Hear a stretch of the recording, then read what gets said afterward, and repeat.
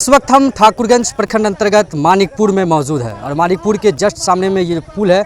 ये ठाकुरगंज से मुरारीगंज जाती है, यानी कि बिहार सीमा से बंगाल सीमा को जोड़ने वाली एक मुख्य सड़क है। वो सोनापुर जो बंगाल की तरफ अब जाते हैं तो लगातार इसी सड़क का उपयोग किया जाता है और यहाँ पर लगातार हो रहे प्रखंड क्षेत्र में मूसलाधार बारिश के वजह से यहाँ पर जो पुल है वो वर्षों पुराना पुल डैमेज हो गया है। हमारे पीछे आप देखेंगे वो वर्षों पुराना जो पुल था वो पुल अब डैमेज हो गया है। यहाँ के जो स्थानीय लोग हैं उनका कहना है कि भारी वाहनों का आवागमन के वजह से ये पुल जो है वो डैमेज हो गया है। आप देखेंगे कि पुल पूरी तरह से डैमेज हो गया है। दूसरी ओर जो मकई का जो ये गाछ वगैरह है, दलकच्चू वगैरह है, वो इस पार नहीं आ सका क्योंकि पूरा पुल को जाम हो गया और पानी के तेज बहाव की वजह से पुल जो है वो क्षतिग्रस्त हो गया। मुरारीगंज पश्चिम बंगाल जाने का ये मुख्य मार्ग है। अब पूरी तरह से ये मार्ग जो है वह बाधित हो गया है और यहाँ पर जो संबंधित जो निर्माण एजेंसी के जो पदाधिकारी है वो भी यहाँ पहुँचे हुए हैं। यहाँ बैरिकेड कर दिया गया है, बाँस लगा के घेर दिया गया, कोई भी गाड़ी को आवागमन नहीं करने दिया जा रहा है। जो गाड़ी बंगाल की तरफ से बिहार में प्रवेश करती थी और जो गाड़ी बिहार की तरफ से बंगाल में प्रवेश करती थी उस गाड़ी को अब जाने के लिए नहीं दिया जा रहा क्योंकि ये पुल डैमेज हो चुका है पूरी तरह से, कभी भी ये पुल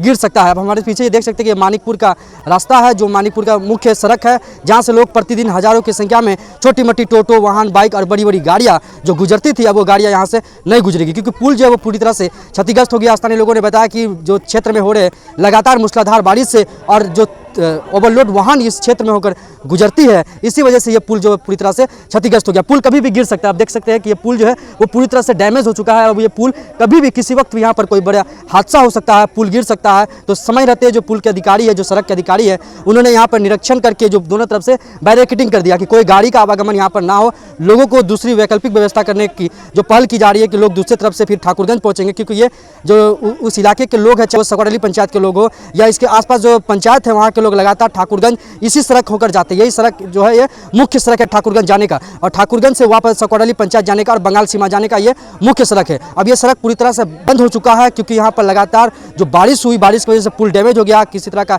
यातायात है जो यातायात पूरी तरह से बाधित हो गया। यहाँ के पुल के जो अधिकारी हैं उनसे बात करेंगे, जानने की कोशिश करेंगे कि कब तक इसको दुरुस्त किया जाएगा और लोगों का आवागमन जो बंद कर दिया गया ये कब तक शुरू किया जाएगा।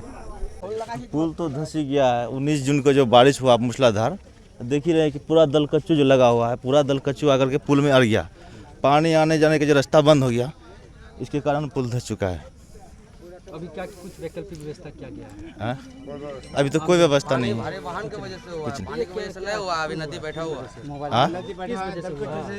ये दलकच्चू जो जाम लग गया है, इसी वजह से पुल जो है ध्वस्त हो गया। गाड़ी उड़ी जा रहा था, क्षतिग्रस्त हो गया सर। क्या इसको रिस्टोर कराएंगे, इसको रिस्टोर करा रहे हैं हम, इसको करा रहे हैं रिस्टोर। और पुराना कल्वर्ट था, रूरल डिपार्टमेंट से ये रोड आया हुआ था तो इसको स्ट्रेंथिंग सिर्फ किया गया था लेकिन रिप्लेस नहीं किया गया था। तो इसको शीघ्र ही हम रिस्टोर करा कर ट्रैफिक हम चालू करेंगे। ठीक है। कितनी साल पुरानी ये पुल हो सकती है सर?